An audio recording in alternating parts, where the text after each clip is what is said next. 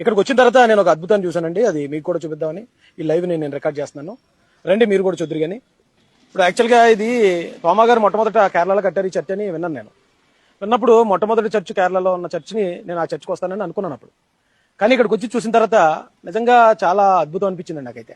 ఎందుకంటే జనరల్గా భారతదేశానికి క్రిస్టియానిటీ బ్రిటిష్ వాళ్ళు తీసుకొచ్చారు. బ్రిటిష్ వాళ్ళు వచ్చిన తర్వాత ఇక్కడికి మిషనరీస్ వచ్చారు, మదర్ తెరెసా వచ్చింది, అప్పుడే ఇక్కడికి క్రిస్టియానిటీ వచ్చింది అనుకుని చాలా మంది అనుకుంటున్నారు, చాలా మంది విమర్శిస్తున్నారు కూడా ఇది బ్రిటిష్ వాళ్ళ మతం అని. కానీ బ్రిటిష్ వాళ్ళకి తెలియక ముందే క్రిస్టియానిటీ భారతదేశంలోకి వచ్చిందనడానికి ఈరోజు ఈ చర్చ్ ఆధారం అండి. ఈ చర్చే దానికి ప్రత్యక్ష సాక్ష్యం అనమాట.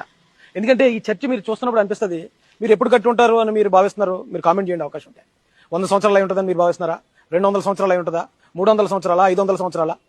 మీకు ఈ చర్చ్ ఎప్పుడు కట్టారో దాని డేట్ కూడా చూపిస్తానండి. ఎందుకంటే మనకి బ్రిటిష్ వాళ్ళు భారతదేశానికి వచ్చింది 1700 1800 సంవత్సరం మధ్యలో వచ్చారు.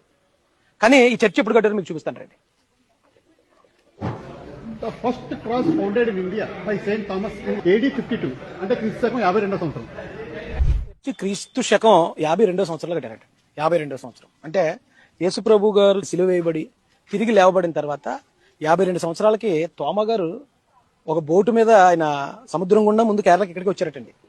ఆయన వచ్చి రావడంతో మొట్టమొదటి నిర్మాణం చేసిన చర్చ్ ఇది.